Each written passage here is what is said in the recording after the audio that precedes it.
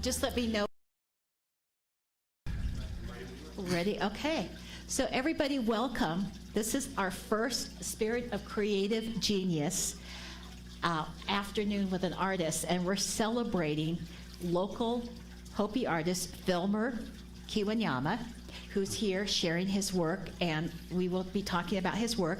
Just a few things. First of all, this is for my podcast, Listen Up, Listen In, that's being recorded. It will be up on Spotify and all of the platforms for podcasts once it's edited, just to have the intro and the outro and have that edited.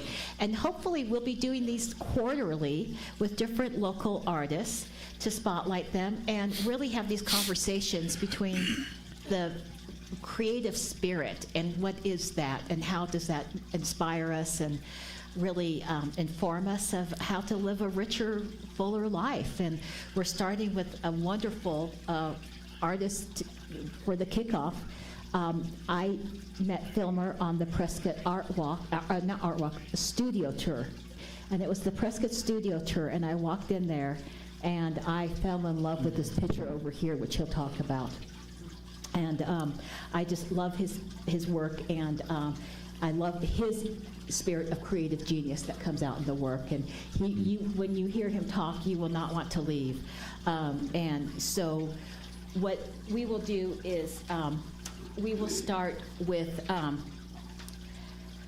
really, I think the most important thing is for me to share. I'm going to read what Phil wrote as his artist statement so that you can understand what Phil's vision and purpose is as an artist. So this is what Phil wrote. He wrote, "My lineage is descended from the Hopi tribe of the Southwest. Most of my artwork depicts and chronicles the Hopi way of life. What I feel and know is very important and sacred to me. We Hopi cling to our old way of life and its ceremonies. As a child growing up on Hopi, I too learned through our initiations the ceremonies that our ancestors passed on to us. The usage of symbols and what I call Katsina colors are crucial to my artwork. My influences come from what I know of Hopi history and what are my own interpretations of Hopi history, fueled by my own personal feelings. I am constantly striving to learn and develop new techniques and ideas to use in my paintings, digital art, sculpture, and much more. Some of my other artworks have to do with my personal experiences of growing up between American culture and my native culture. I focus on trying to depict the spirituality of what Hopi means to me, the people of peace. My goal is to bring awareness to non-Hopi on who we are and to continue to grow spiritually and professionally as an artist." And so with that, Phil, we are going to start with what I think is really an important picture of the many that you have done, and it's entitled My Journey. And so you will see a picture of this painting on the screens. And Phil, could you talk about this? I want you to just share what you can about what inspired you for this. First of all, good afternoon. I'm kind of a little nervous yet, because it's really nice to do this. I'm very thankful to Sabrina for inviting me. When I came here in 2004, I wasn't sure yet what direction I was going to, and then when I decided to make Prescott my home, the Veterans Administration here, the hospital, they were the ones that helped me with a lot of different things. And when they asked me, what do you want us to do for you? I told them, I said, I never went to school, never went to a university, to a college, and I want to experience a little bit of that. So I went through Yavapai College, and what I wanted to do was go seek some sort of a degree, and I've always been interested in designing or art in any form. So I said, well, I want to see if I can get a graphics design degree, and so that's what I did. But I worked at Yavapai College. At the same time, a lot of opportunities started coming up, and one of them was that there was a lady who found me on the internet, Judy Combs, who was the director and the founder of the American Healing Arts Foundation for Veterans at the Scottsdale Art Expo Center. She called me up and invited me to, if I would take her up on taking some free courses at the Expo Center, taking it from master artists and stuff. So I went there. One of them who was working with acrylics was Donna, I can't remember her last name, but it was through her that she gave me a canvas board and just told me, what do you think is in your heart right now? And I came up with this painting. And what it was that I served in the Army for 21 years. And that was my career. So when I came home, I joined what is called the Gourd Society. When you're a Native veteran, you can join the Gourd Society. And I joined the Gourd Society, and there's a few things that you have to do. And with that, you get also this shawl that is a mixed of blue and red, kind of presents the half of the American flag colors. And that is your shawl, and you can put on there any of your insignias from where you served, and I was in the Army. So along with that, then I had my own medicine bag and stuff, and I posed for a group of photographers over at Yavapai College, and one of the ladies gave me a copy of this. And so using this little copy, I painted this. And I wasn't really, I watched and did art from looking at my uncles, my brothers, my father, stuff like that. As Hopi, you never really get a one-on-one teaching from anyone, or not a classroom environment, but you just have to learn as you watch, and so I wasn't really sure at that point yet. This was kind of like around 2008, I believe, or 2009 when I created this piece, and I had no idea about the hand, and somehow Spirit was watching over me, and that's what I painted. So that was just from a photography that was given to me from one of the photographers, and so this is acrylic, and it was a 16 by 20, and the one thing that I won't sell, so the original is still with me, and I intend to keep it, so that's the thing. I do make copies for veterans if they really would like to have a copy. I do make a copy, because what I did though was on one of them it says Hopi veteran, and then later on when I had people say, well, I'm not Hopi, but I really like one because I'm a veteran. So then I went back, and since it was acrylic, I covered it up and made it U.S. Army veteran, or U.S. veteran. So I got different versions of it just to cover people that would like, veterans that like to have it. But the Army was my career. And it wasn't really something that I was looking to. I never had any plans on being in the military. It was not even my calling. We were in boarding school at that time. This was back in 1976. 9 of us cousins, we were in cross country. And there was one day that we just did not want to go to practice. So we're trying to figure out, how do we get out of practice today, One of the guys suggested, let's go across the street to the recruiters. We'll just go get a pass. And so just one day that we decided to get a pass, and we thought, after they'll forget about it. The very next day, they're calling our names out through the intercom. We go out there, and there's 4 recruiters and 1 van. Next thing you know, we're off on our way to the MEP station in Los Angeles. So that's how we ended up in the Army. Next thing you know, we're in Fort Benning, Georgia, doing boot camp. Next thing you know, we're in Germany serving. This was back in 1976. And then after our 4 years was coming up, I had mixed feelings about what do I want to do. I really loved what I was doing. I was learning so much, and I was making my own money. And so out of 9 of us, I was the only one that re-enlisted. The 8 of them went back home, and I was the only one that re-enlisted. And then I re-enlisted, and then I re-enlisted. And before you know it, I had 17 years, and I said, well, I guess I just go all the way, So after 21 years of service, I finally said, I think that was enough, so. So anyway, that's how this painting came out. Wow. Well, thank you.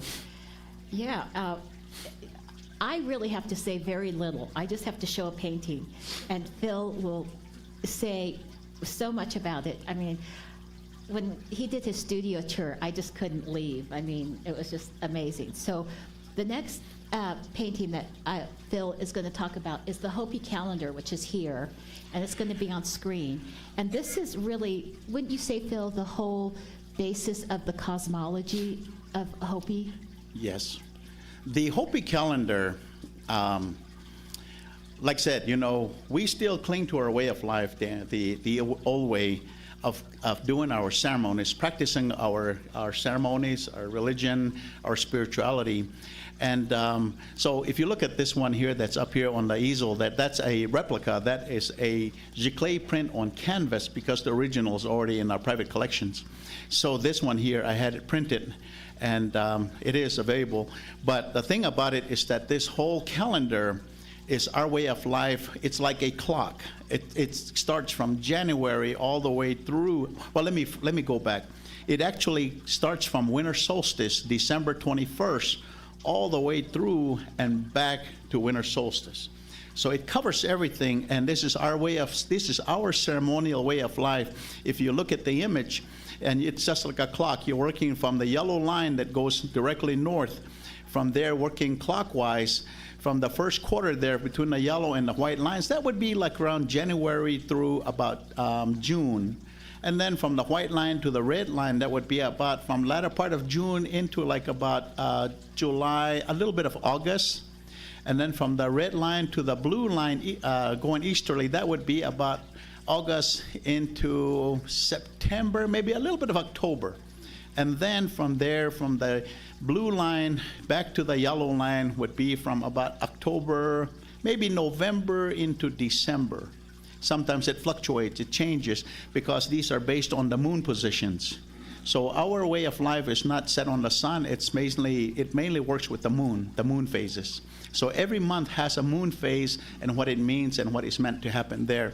This is just the ones that are what we call locked in. They're locked in, and they're done every year.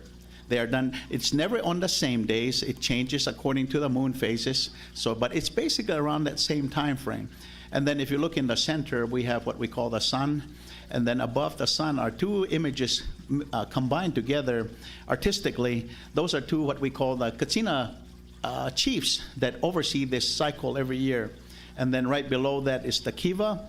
Below the sun is the kiva, and that's where all of our ceremonies come from. So this is kind of like how we live our lives. But I just want to let you know that our lives are, we kind of live two different lives, We have to be able to live this way here. We work, we go to school, we do other things, we have to go out there and pay our bills, and we go to movies and all this stuff, but yet we also do this life here. So me living out here in Prescott, I still connect to Hopi, and if I'm not taking part with something, I'm helping out. I do that kind of stuff, but I'm very connected to Hopi. So, and not just through my personal way, but also my job takes me out to Hopi, which I'm very fortunate to have a job that takes me to Hopi. So I'm very connected. But this is our calendar. This is how our calendar runs every year, from winter solstice all the way down through and back up to winter solstice. So I have a question. The kiva is that gold. That golden yellow below the blue? Right there where the sun is in the center? Yes. The red line that goes down? Oh, that's You see the ladder that yes. comes up? Yeah, that's the underground chambers, the ceremonial chambers that we say that is where we emerged from. Our history of emergence says that's where we come from, an area that we say we emerge from there. So today our kivas simulate that. It depicts that, saying this is our emergence. So every time that we do our ceremony and we come out of there, we're basically replaying our emergence. So that's kind of like how that I think it's looked at. And so is the kiva itself underground? Yes, it's into the ground. So yeah. it is. So when someone goes into a kiva, they go underground, Yeah. for a ceremony, and then they come out the ladder of emergence. Yes. So that's what that's depicting. Yeah. And then each quarter of the calendar depicts activities that would be done during that. Yes. Okay. And again, these are just the ones that we say that are set all the time.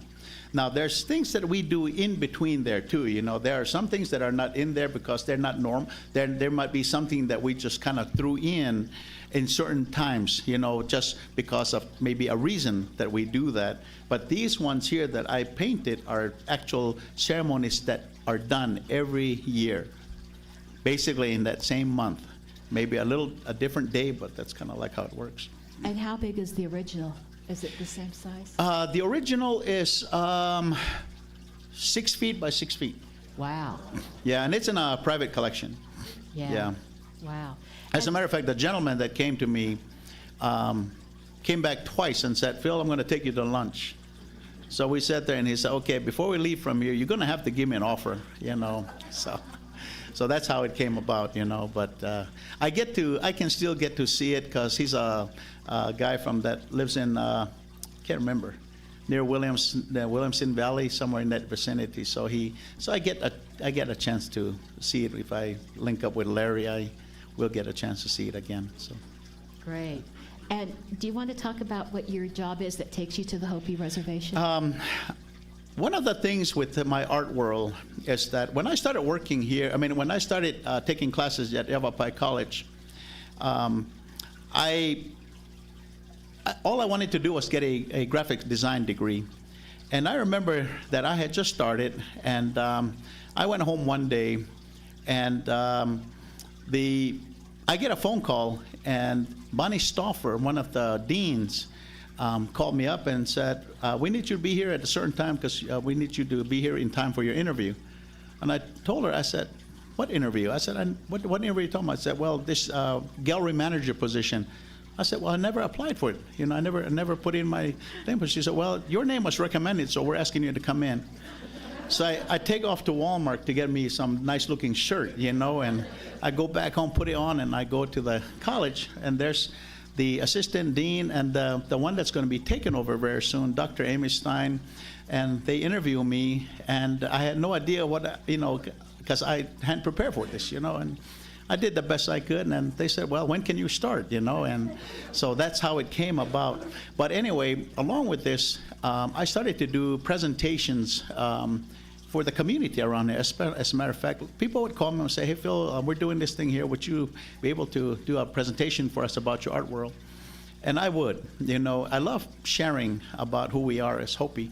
And so I did that, and one day I get a call from the Northern Arizona University's Rhodes Scholar Program. It's a smaller field office of the huge Boston Rhodes Scholar Program. And so we have that satellite office in NAU, and we take people around the Southwest. That's what we do. We take people around. That includes Hopi and Navajo. And so I was talking about this, and I did it 3 more times. And then one day the director of NAU Rhodes Scholar called me up and asked me, he said, would you come down to Flagstaff and talk to us? So I go down there, and they offered me a job. And I really wasn't looking for a job, you know. I just loved doing my paintings. But then they said, we'll pay you. And I said, okay. If you're going to pay me, then yeah, I'll do it, you know. So that's how that came about. But they hired me mostly to do the one that has to do with what we call the Hopi Navajo trips, which would be from Flagstaff in the local area like Walnut Canyon, Wapatki, some of these areas, and then on up to Hopi. We stayed on Hopi land for maybe 2 days. We visit some of the villages, and we stay at the culture center, and then we move on to Navajo land, which would be Canyon de Chelly, and then we move from there, and we can either go up towards Monument Valley, or we can go down to Gallup, and then from Gallup go towards New Mexico to Chaco Canyon. And this whole area right here has a vast history of Hopi ancestry and ancestral lands. So that's why they hired me, because I do know the history of some of these areas, so I get to share them about retracing our footsteps is what I call it. And so that's why I love the fact that I work for a company that gives me a chance to take people out there and doing this. Now I can also do other trips, like we just came back from Palm Springs. So sometimes they'll ask me, can you go to Palm Springs and take people on hikes to Joshua Tree and to the Coachella Valley and to some of these other places? So I'll do those. I've done the Grand Canyon trips and stuff like that, but mostly I do a lot of the Hopi Navajo trips. And I love sharing with people that come from all over the places. We even get them from Europe, Australia, Japan, so I get a chance to meet a lot of wonderful people from different walks of life. That is great, and it really influences your paintings. Yes. So, our next painting, and we'll get back to the ancestral paintings, but the next painting that I wanted you to talk about was the dawn of, you called it the dawn of creation. And you'll see a big one in the lobby. Yeah, this one here is one of my newest paintings, too. We look at the solstice, the equinox, stuff like that in a good way. We also look at the sun as being in our way of life very huge. We believe that he's got a lot of things that he's done. So in that way, when I created this painting, mostly I was looking at it in two ways. I call this painting Creation at Dawn because we believe that he has a lot to do with our Hopi creation of life. But at the same time, I also want people to look at it in their own way and interpret it in their way of maybe looking at it and saying, the solstice, blessings for the solstice, or blessings for the equinox. So that's why it can be, my art cannot, when I put a title to it, it doesn't have to be that specific title for an individual. If you love it for your own reason, and you have your own identification for it, that's fine, But I gave it the title Creation at Dawn, and the way that you can look at that is that he has his hand coveting it, and blessing our earth, So that's kind of like why I called it that, At the time of creation, he blessed it, and covered up with his warmth and his love. So that's kind of like how I interpret this myself. So, and this is I think it's 4 feet by 4 feet, and this is oil on wrapped canvas. Oh, wow. Yeah, it looks very much like As a matter of fact, it's linen canvas. Yeah. Yeah, linen. And linen gives, and this is linen, isn't it? That's linen also. Yeah, it gives a different translucence. Yeah. And it does look like a blessing. It very much looks like a blessing, so it's beautiful. And the next one, we've had some reference to, it's called Origin of Emergence. So you can see the ladder, and you can talk about this. This is one of my favorites. Yeah, this one here is, it symbolizes, shows the kiva, the underground ceremonial chambers. And this is still a huge part of our lives. Everything that we do ceremonial comes from this. And a question I get asked quite a bit. People that come up to Hopi, they see the kiva and they say, are women allowed to go in there? Are children allowed? Yes, of course. At birth, at the moment that you are born, male or female, whichever, you belong to a kiva. From that moment that you have, because we are matrilineal, we are matriarchal, when a child is born, you belong to the woman's side. So from that moment on, when you are born, whatever kiva that woman belongs to, that's the kiva you belong to. So at birth, when I was born, I belonged to what we call the snake kiva from my mother's side. So that's how that works. You're born for your father, but you belong to your mother. So everything ceremonial that belongs to your mother's side, that's the part that you take in, so yeah, that's how that works. So the ceremony and all of the initiations go back to the mother? Yes. Okay. Yeah, so the kiva is part of that, you belong to a kiva that represents your mother's side, and the then mother's clan. The ladder is what is the ladder of emergence coming Where you up. come up from, yes. That is beautiful. All your paintings are beautiful. And then the next one is retracing ancestral footsteps. Yeah.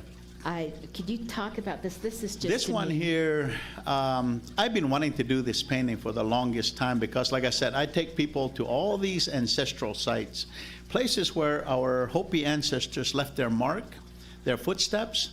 And so when we go to these places, I love going there. I love talking about, sharing about these places. And this one happens to be, this is also oil on canvas. And this one here is I can't remember the exact dimensions, but this one here is pretty good size. And this one here is at Chaco Canyon.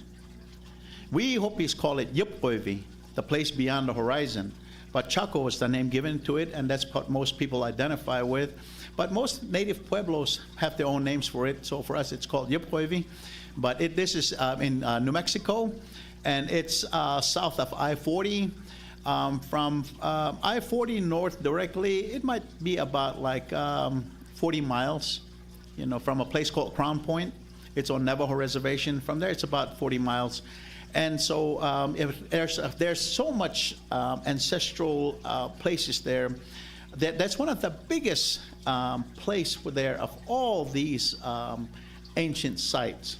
This one here is what we call the doorways at Pueblo Bonito. It's just one out of the many inside the canyon and also on the top. And this one here goes back to about the first time that people saw this come up was around the 1000s. Was when these things started to suddenly rise up from the ground. They were being built. And we don't claim complete ownership to this site here as Hopi.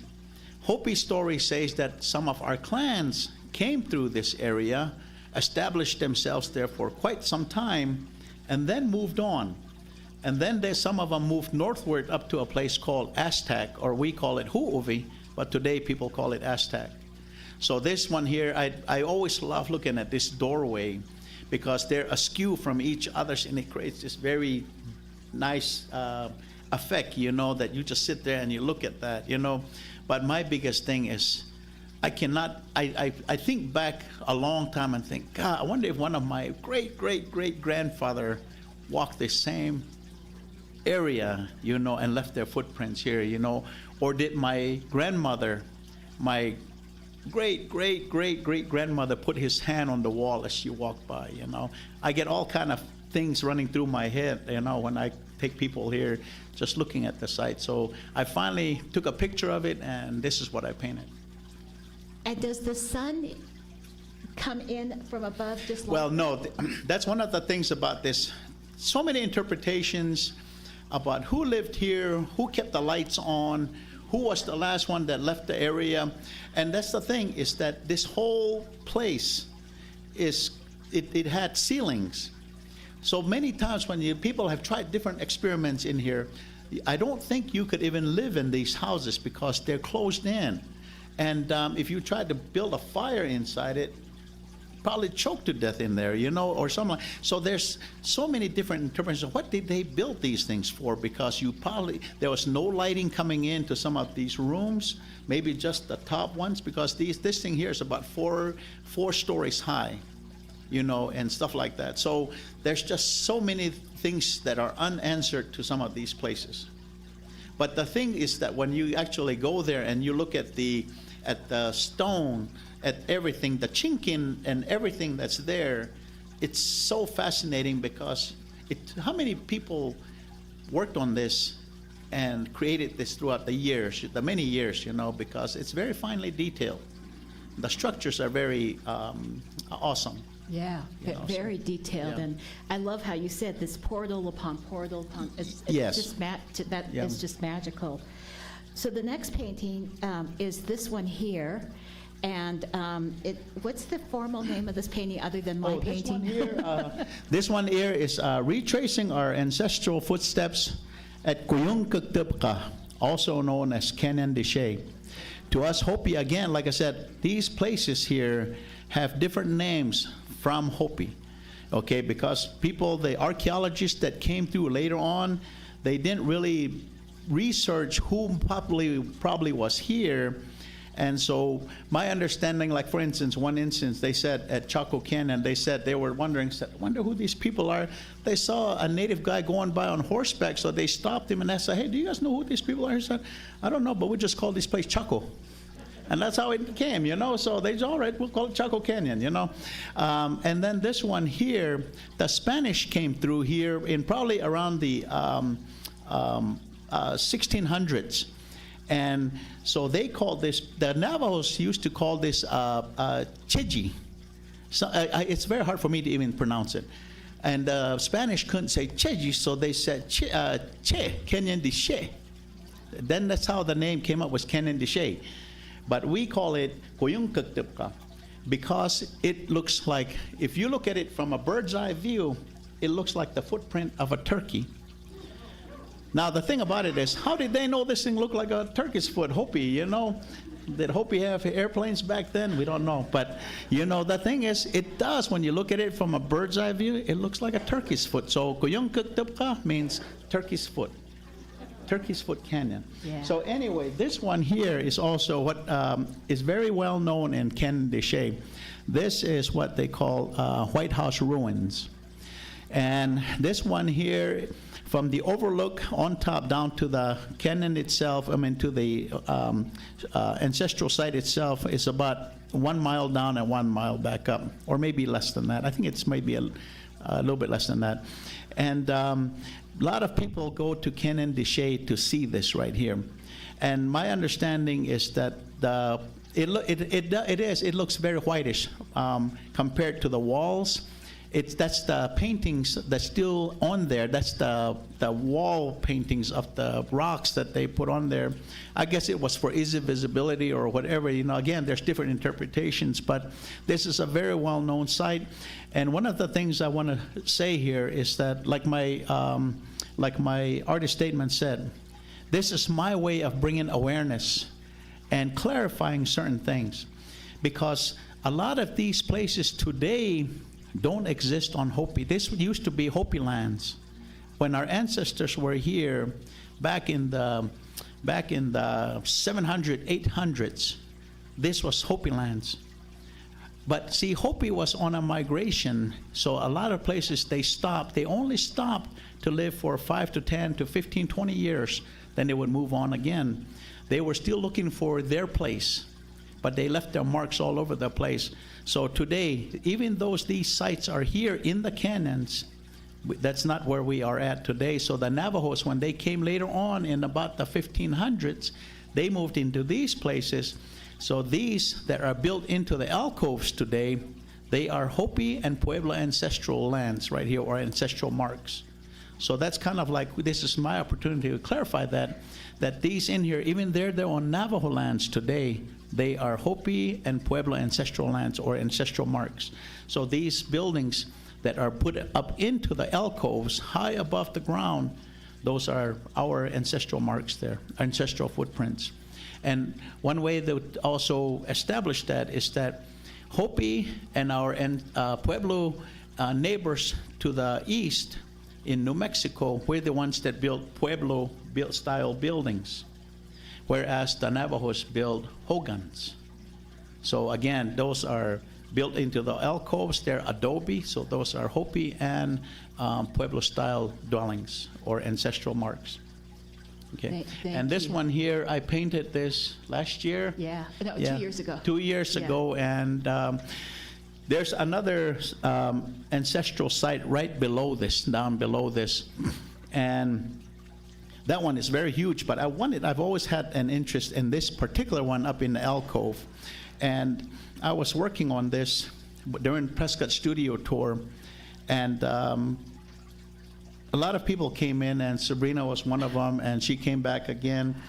And one of the things that I try to do is listen to art appreciators. So people ask me, so Phil, is that finished? And I said, no, I still got to do a couple of things. I had a lot of things, ideas running through my head. Every one of them said, I don't think you should do anything. I think it's finished, you know. But when Sabrina asked me that, I said, well, there's one thing I got to do. I need to put that image in there. If you look at the image that's below there, do you see that petroglyph? Very small, but it's Yeah. there. Yeah. That's a man there. It's a petroglyph, and it has a lot of different meanings to Hopi and Pueblo. And so I said, it has to be there. So Sabrina said, just do that, and that's it, be done, and I'll get it, you know. So I listened to her, and I said, later on, I said, you know what, I need to start paying more attention to the art appreciators, because I think they're the ones that can tell me if something's done.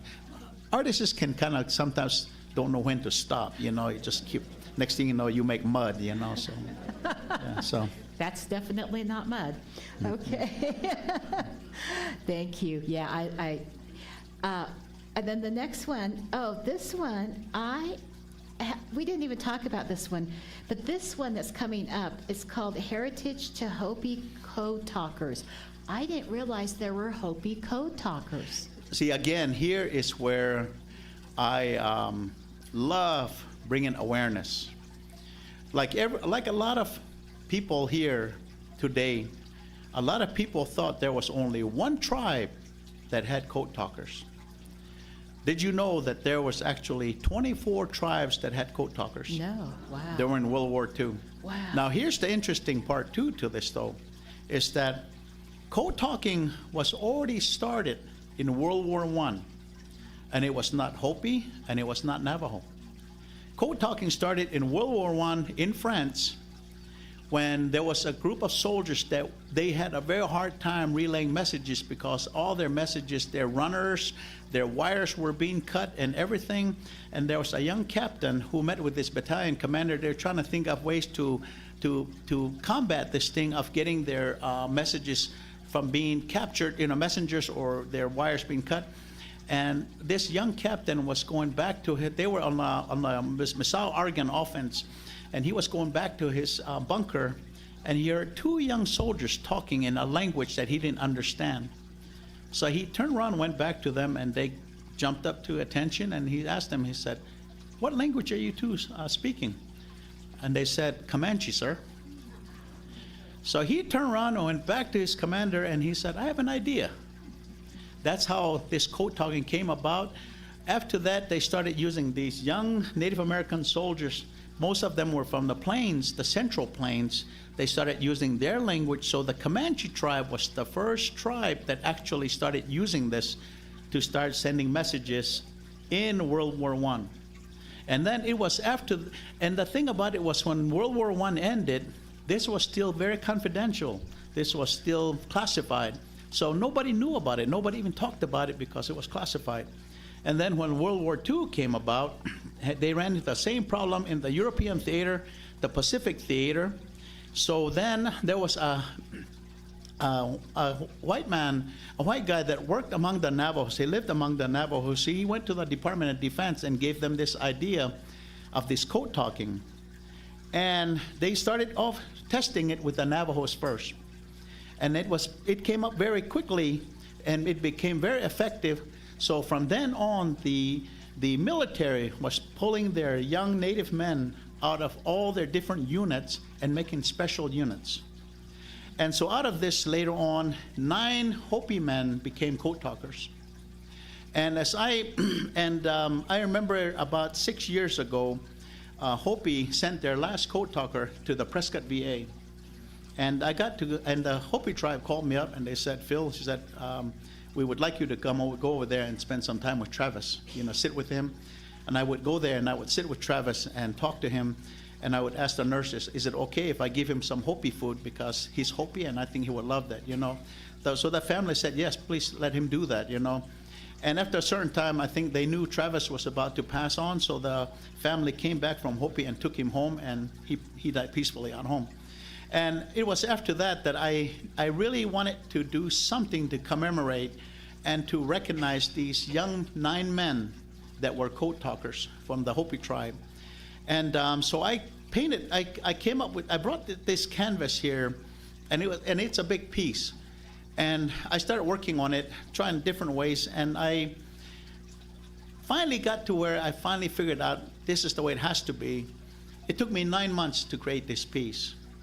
And then I entered this into the Veterans National Art Competition, and out of 2,967 entries, this one won first place. So, I was very privileged to have New York give me a call and get in touch with me and ask me, "Would you bring that up here to New York and give a presentation?" So Mary Helen and I flew to New York, and I was so glad to. And the tribe also made a booklet for me. And before I left, they told me, they said, Filmer, when you're there, you make sure that you acknowledge every tribe that had code talkers. Even though this is about an homage to the Hopi code talkers, there are others out there that were code talkers. So they made a booklet, and I forgot to bring that booklet today. I would love to have shown it to you, but I left it on my table. And that booklet talks about all the different tribes that were involved in this code talking program. So when I got to New York, I got to name off all of them, all the tribes that were involved in it, from World War I to World War II. And so this is kind of why I love doing this kind of work, because it gives me a chance to share with you guys about and clarifying some of these things, because a lot of people thought that only Navajos had code talkers, but that wasn't the case. You know, once this thing was declassified, then a lot of other tribes started sharing about their accomplishments from their men, and Hopi was one of them. And so that's why I just love sharing with you guys about this sort of stuff, because then you know about those things. As a matter of fact, I forgot that other painting out there. I know. We have quite a few, but I have a question. So I've been looking at this. So each, and for people that don't know, there was an image for us to look at. So each corner has a box. What does each symbol in that box, in those four boxes? Well, first of all, the two young men that are looking at each other, that's actually from the medals that the Hopi men or their families received from the president during that time frame. So they're actually from the medals, and they were pictures of two Hopi men that were pictured during that time that they were in service, and so they used that to make the medals. So I looked at the medals as I'm drawing these in, and that's how I created it. And on the four corners there, the backgrounds are also the four directional colors of the Hopi symbolism, the four directional colors.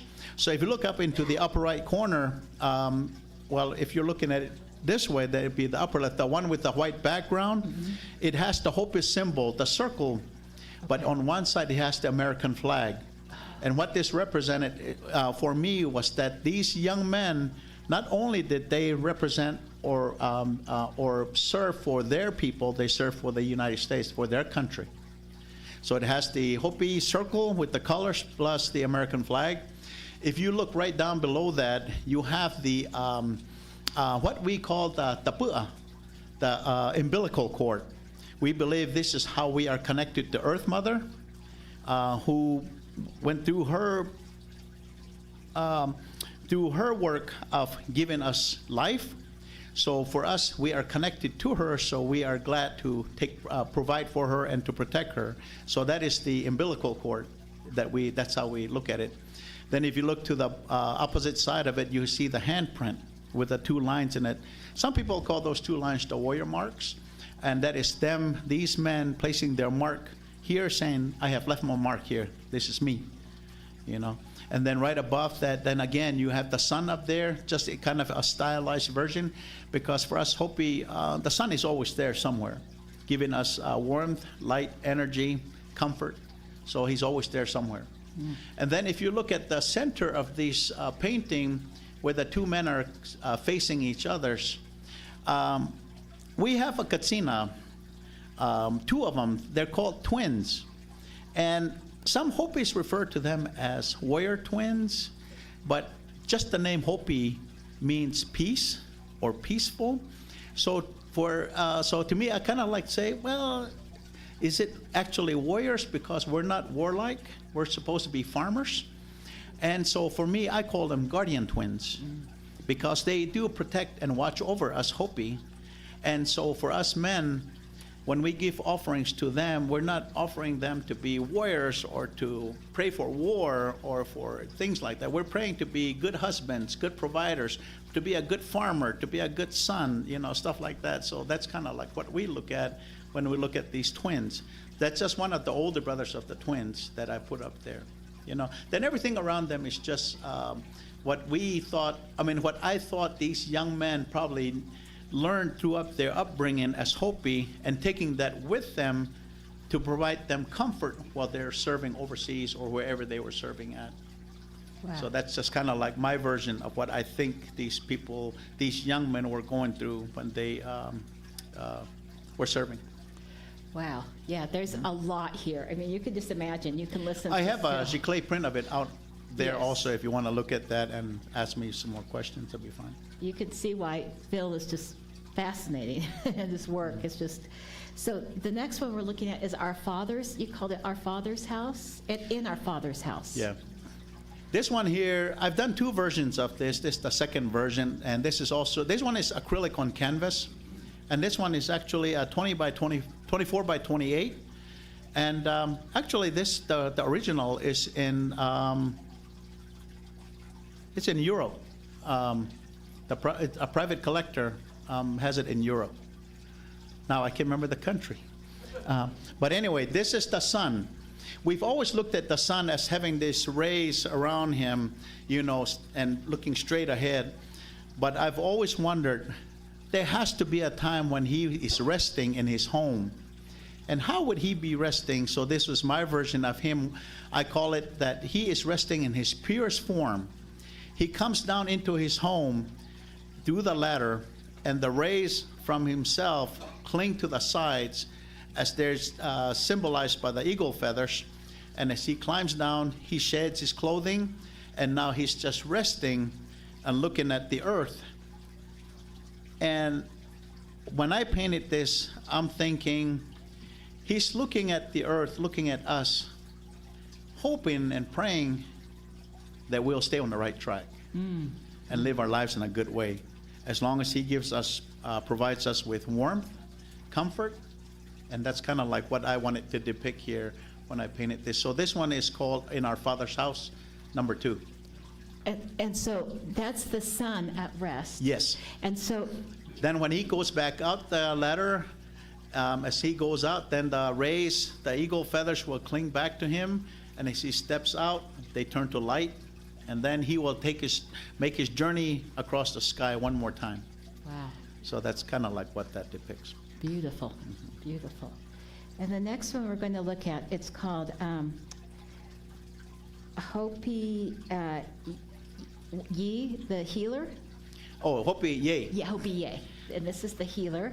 This one here, I won an award in Boston, and so Mary Helen and I went to Boston, and well, we were there for 7 days. They took us into this gallery, and in the back room, they gave us they gave me a piece of paper and some watercolor, and they said, "What can you do like with this in about less than an hour?" So I got this. I wetted the watercolor, you know, and I just kind of put it on the paper. And there was a straw. They had given me a drink with straw, so I took the straw. I just put that on there and just blew on it, you know, to see what would happen. And I sat there staring at it. And then, I don't know, this just came to me, you know, and so it took me 34 minutes or something like that. 34 minutes. And then I had some paper, that got on my finger, the sienna, so I just put that on the top to wipe it off, you know. And somehow this came to me, and this is our Hopi version of the Yebiche. The Navajos have a Ye, a healer, and we Hopis also have one because we do have Katsinam that represent some of our neighbors, like the Navajos, the Zuni, the Wallapais, the Supais, the Apache, the Comanches, all this stuff. So this is our Hopi version of the Navajo Yebiche, the healer. And along with this, I'd like to say that with this, there's five more other images. And two years ago, I got a call from Stalwart Productions in, I think, Venice, California. And this guy introduced himself and said they were making a movie in New Mexico. The name of it was Dark Winds. And he said that they had found my works online and they were interested in purchasing my works for their movie. And I thought it was a scam, you know, so I thought, well, you know, I didn't take it seriously. And then he got in touch with me again. He said, "Can I talk to you in person?" So I said, "Sure," you know. So he called me up, introduced himself as Harrison Cook. He said, "I work with Stalwart Productions, and I am the designer. I'm the assistant designer. So we want to see if we can purchase some of your works to be in our movie." So he said, "Look us up." He gave me everything. I looked it up, and it was legit. And they were making a movie called Dark Winds. How many of you guys have read some of Tony Hillerman's books? Yeah. Anyway, there's a book about dark winds, and there's an earlier movie about dark winds from Tony Hillerman. This is a new remake of Dark Winds, and so the next time they called me up, the designer here herself talked to me and said, "We want to purchase these images here." So I was talking to Mary Helen and some other friends. I said, "Phil, you got to charge them a lot because they got money, you know." So I told them what it would cost, and they said, "Well, we need it right now, so can you just send us right now, get us some very good, high-quality images, and we'll take it from there for now." So I said, "Well, for that, it's going to cost this much more, you know." They said, "Talk to Harrison Cook, give him your information, and he'll pay you." And sure enough, 3 days later, I get my money, you know. So I send them the images, and sure enough, last year, right? Last year, The series the came movie out, came yeah, out, yeah. and we're over there watching the movie, and I'm so busy into the movie, I forgot to watch for a painting. And Mary Helen said, "Phil, right there's your painting, you know." And sure enough, there's my paintings in the movie, you know. So, and this one here is actually the most prominent because Lieutenant Chi, I think Lieutenant Chi. Do people watch the series? He was shot. He got shot, so he's in the hospital. He's laying in the hospital, and right next to him on the opposite side is this painting here The in the healer. hospital. The healer, yeah. Yeah. So they have they purchased 6 images, and there's a 3rd season coming up. As a matter of fact, March today. Yeah, today. Tonight is it opens up the new season, and there's a young actor on my Instagram feed. He follows me, and he's part of this show, and he said, "Phil, your paintings will be in that movie again." Wow. So I'm anxiously waiting to see it again. But That's yeah, great. Dark Winds, if you want to look it up. Yeah, the healer. I love that. The next one is called horse medicine. Hopi, we have a lot of Katsinam. Katsinam are, we believe, to be very benevolent spiritual beings that represent a lot of different things. They bring good things to us. They remind us of how we are supposed to be, how we're supposed to live our lives. But all the things, too, is that they bring us what we request most is water, moisture. You know, that's how we look at it. So very benevolent, good things. And they represent a lot of things. So this particular Katsina here is what we call the kawayo, the horse. So what I did here, and I've never painted animals before that much, you know, and this was just kind of a start with this horse. And that's how it came about, you know. And I was trying to figure out, how do I do this? And I started looking at pictures of horses, and I remembered Appaloosas. So I looked up Appaloosas and just kind of took them from different parts of a horse and glued them together like that, you know, putting them in there, you know. So this is also oil on canvas, and this is also a 3 feet by 3 feet, I believe. Pretty big, yeah. Yeah. And one thing that I do want to point out, that Phil and I had this conversation, that his work is original sketching. It's not the tracing from AI that's so popular now. Yeah, everything I do is my hands. I draw everything. I look at pictures and I draw. I don't use any of those you know, projection screens and tracing. Because to me, the thing about it is I really want to know how I can do this, you know. And my belief is that it's okay if my paintings have flaws, because the way I look at myself, I have a lot of flaws in my life. So if my art has flaws in it, they represent me. So if my art has some flaws in it, that's okay. That's just the way I look at it. So so if there's something, and there was a prime example, I did a drawing of this Soyoko one time, this older lady, and I had her hands like this, come here, you know. But I drew it so messed up that everybody on Facebook was saying, "Phil, I can't even do my hands like that." You know, they said I did the hands so badly that it was like impossible to do that, you know. But anyway, it was fun to do that. But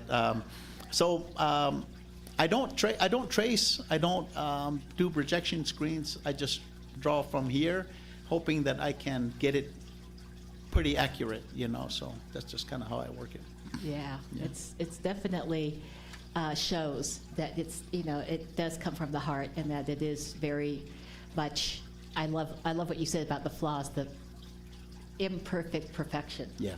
It's there.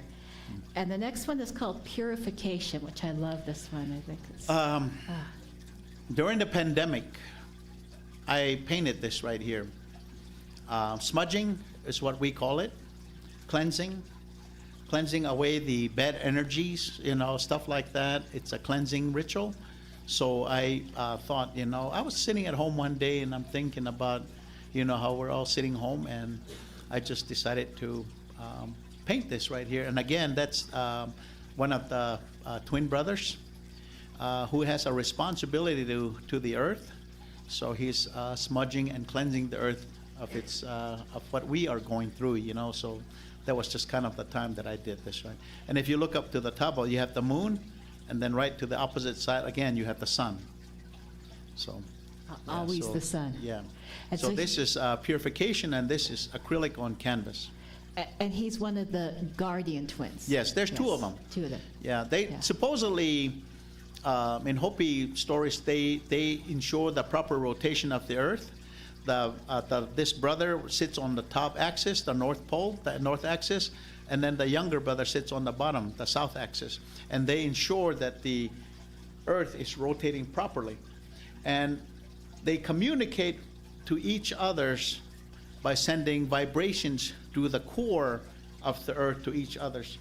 So to us, our Hopi rattle is what represents the earth, and when you shake it, that's the vibrations of the two brothers talking to each others. Wow.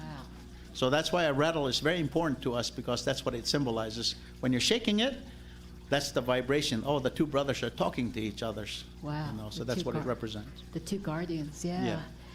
And the next one is called communing with the spirit, communing with spirits. This is graphite on cold pressed paper, and this is 18 by 24. This one here, we work towards the winter solstice every year in December, and this is the time when the men make prayer feathers for everything for the new year coming up. So this elder man here is concentrating, and as he's doing his work, everything about him is committed to that movement of whatever he is doing. Everything has a purpose.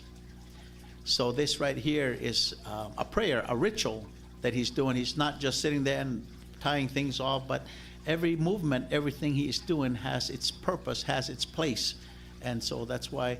And the pottery with the round circles in it with the four dots, those represents man. That represents us.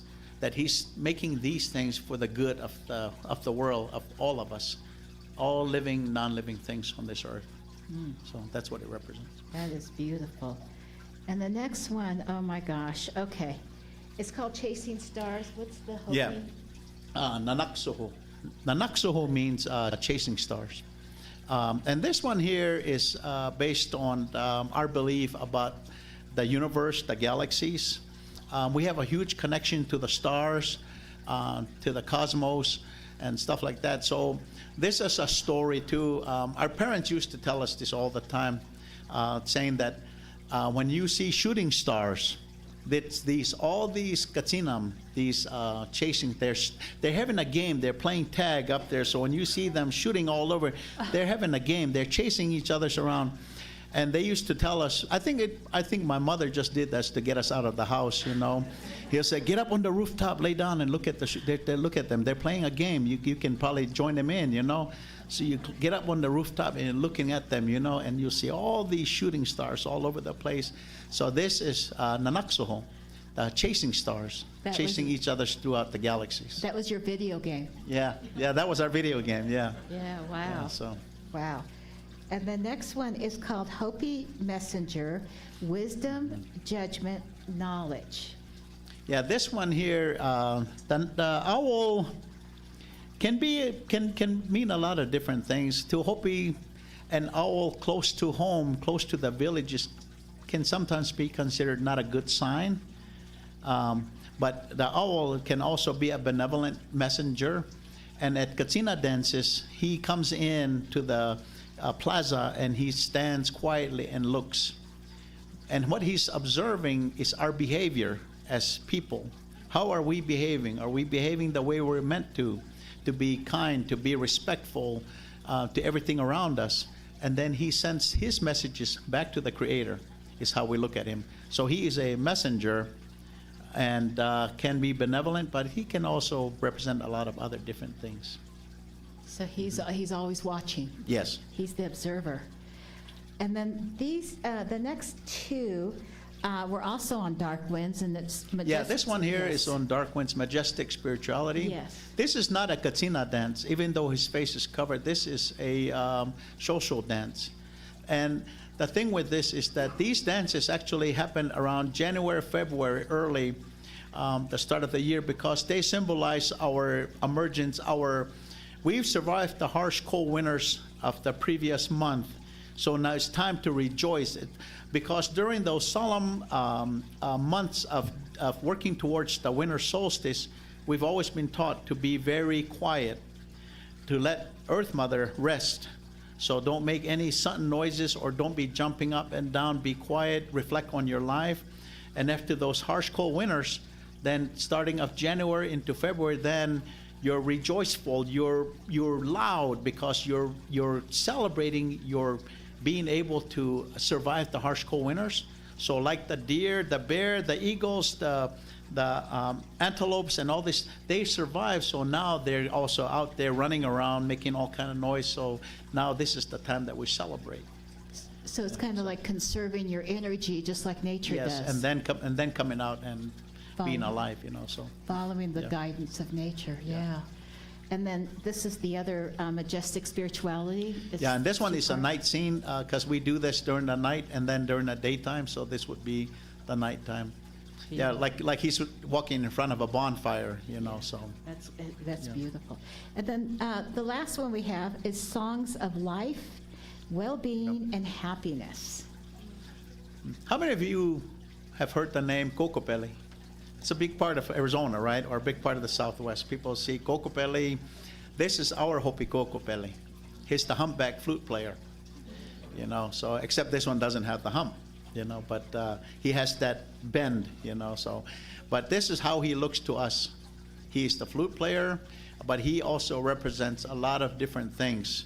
So this is kind of like how this story comes about. Hopi and Zuni and a couple other pueblos, they have Cocopelli. So this is our Hopi Cocopelli that some of you have, when you think about Cocopelli, this is our Hopi version of him, the flute player. Very joyful. So you can imagine how difficult it was to cull these paintings from, when you see Phil's collection, it was like, which ones do I choose? Can't I choose them all? But we would be here all day. And so what I would like to do now is Severia will be, she will have a microphone for anyone that has any questions for Phil. And so just raise your hand and Severia will bring the microphone to you and Phil will answer.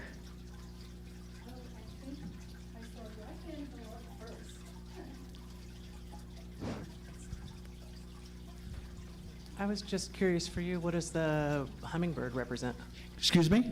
The hummingbird, what does the hummingbird represent? The hummingbird is like the parrot. He's colorful. He represents the springtime. Yeah. So, like for instance, I just posted on Facebook a picture of a bird that's very colorful, and it's just like the hummingbird. They represent or symbolize the early coming of spring. And you know how we just came through this snow and everything, which is great. It is always great. But at the same time, then you're looking forward to also the warmth of spring coming up, So hummingbirds do represent those. And we do have a hummingbird katsina.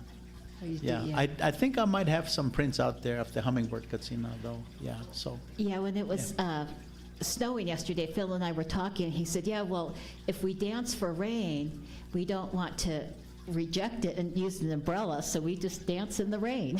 Which I thought was Yeah, so that's great. one thing about Hopi is that everything about us revolves around water, the sacredness of water. So I was telling Sabrina yesterday that even if inclement weather comes in, we had this plan, and if it didn't go through as planned, I can't complain. We've been taught never to complain when snow comes in, rain comes in. We've had homes that started leaking or the walls start crumbling because of all the rain or the snow. And you just can't be angry because, like they say, we contradict ourselves if we complain about the snow, because we always want water, but then you complain about it. So how good does it do?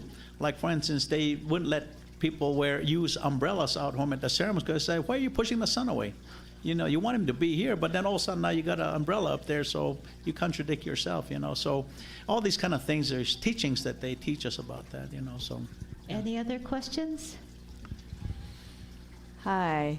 I'd Yeah. like to know the story behind Rainforest. Oh yeah, Rainforest, yeah. And I think the original's out there too. Rainforest was, like I said, I was fortunate to attend this place at the Art Exposition Center in Scottsdale. And I had different mentors, different instructors. And one of them gave me a picture of this young girl, and he said, what can you do with this? So I took it home and I started working on that. And it's not Hopi, but he's a native girl from Guatemala. And this, my mentor gave it to me and said, see what you can do with this. So the next time I went, I brought that with me. And I wanted to give it a name that reflects her, so I called it Rainforest. You know, so it's not a Hopi girl that I know or anything like that. It came from a photo that he personally had and gave it to me to see what I could do with it. So it was a little 5x7 picture that he gave me, and then I put it. But I kind of did it in my own way too, though. So it's a little bit different from the original photo. Yeah, but that's kind of like what came up with it. Yeah. That's graphite. That's graphite on cold pressed paper. Uh-huh. Any other questions? Yeah, you mentioned early on about your tours that you do around the different Yes. nations. Are we able to access that and be Yes, as a involved? matter of fact, I'm glad you asked that. The one that I mainly do is the number for that is if you look on the internet and look up Northern Arizona University Rhodes Scholar programs, it'll come up. You can read through it, but then on the search bar you can put in a trip number 4541, and it will show up on there, and you can read that what it entails. It's a 7-day trip starting from Flagstaff.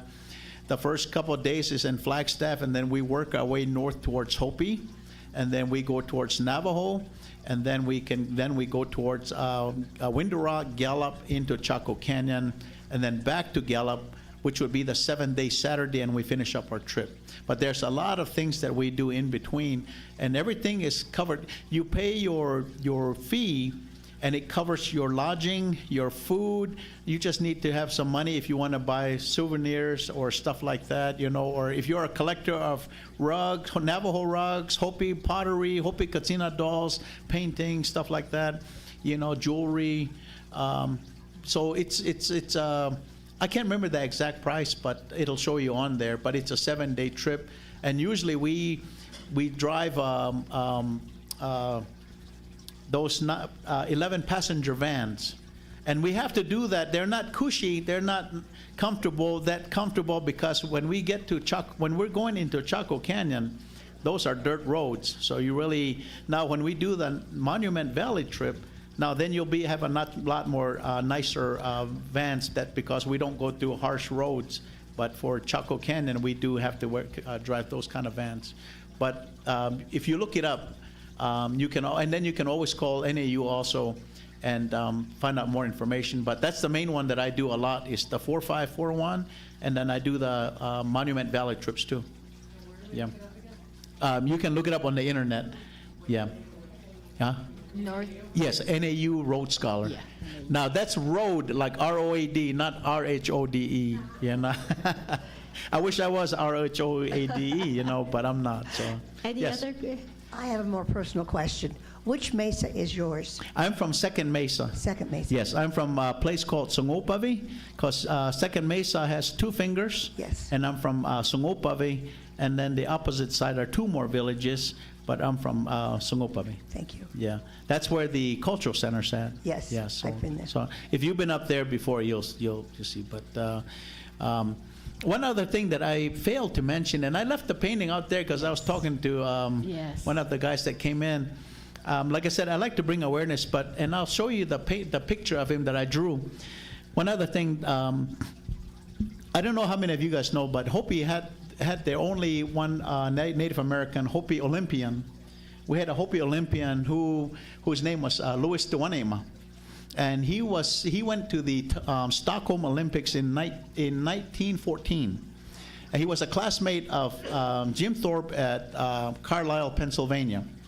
And Louis Kewanyama set the world record. Set the record.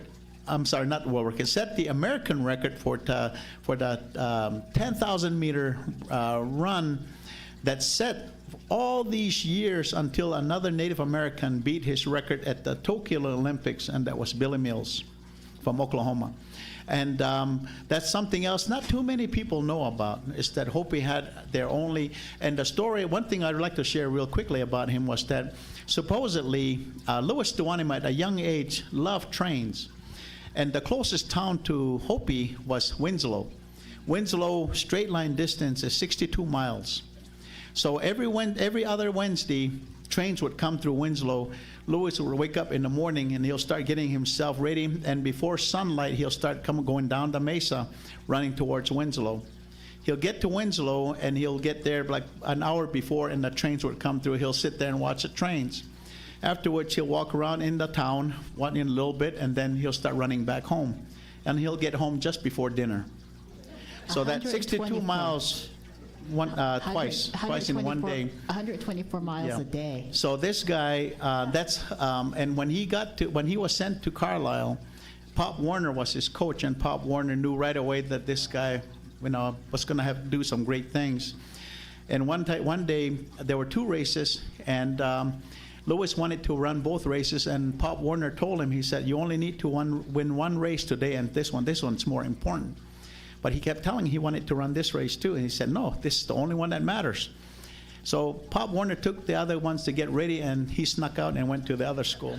Pop Warner was really angry, but he got on the bus and took the other ones. So Louis ran to the other school, ran that race, won that race, went back to their school, changed uniforms. Then he had to run to catch up with the rest of them to the other school. Pop Warner chewed him out, got him on the start line, ran and won that second race. So this guy was amazing. He finally got a chance to come back home, and as later years went by, he was very much into the ceremonies, but he was losing his eyesight. He was going blind.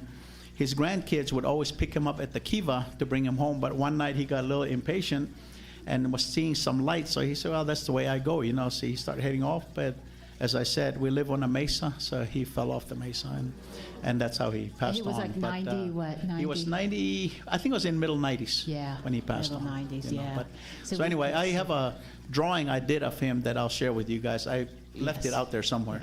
Yes. Are there any more questions? So there are, we will go into the lobby, and there are prints and originals of Phil's work. He will be there. We also have, Phil is very generous. If you look in the lobby, there is one painting of Thumb Butte that Phil is donating to our center, and there's a silent auction sheet that you can bid on. You don't have to bid on it, because I'm bidding on it, but you can bid on it if you want, and he's giving everything to the center, which is very generous. Thank you very much. In addition to his time, and sharing his talents and everything, thank you, Phil, so much. And yes. And then before we go, I'd like to have Reverend Tracy, who's our minister here, just introduce herself and say a few words. Hi, I'm Reverend Tracy, Senior Minister at Preston. You need a, like, yeah. Usually I'm loud. Uh, Thank you. Hello again. My name is Reverend Tracy. I am the Senior Minister here at Prescott Centers for Spiritual Living. And I wanted to thank you. I was so moved. A couple of your paintings brought me to tears, and I felt so connected to them. And, you know, Spirit always does the right thing at the right time, and this is really amazing. So thank you so much for coming and sharing in this evening with us. And we look forward to doing it again with different artists. But right now, in the present moment, this Phil is the one we have here, and I am deeply moved and deeply grateful for your history, your beautiful art, and the divine expression of Spirit through you. So thank you so much, and for your contribution. I'm very touched and honored. Thank you. Thank you. Yeah, this is wonderful. And so afterwards, join us in Sibley Hall and, you know, look at Phil's prints and his work, and he will answer questions. They are for sale, and support Phil. And also, I want to thank Reverend Tracy, and I really want to thank the volunteers who made this come together, and of course, Phil. So thank you. Thanks.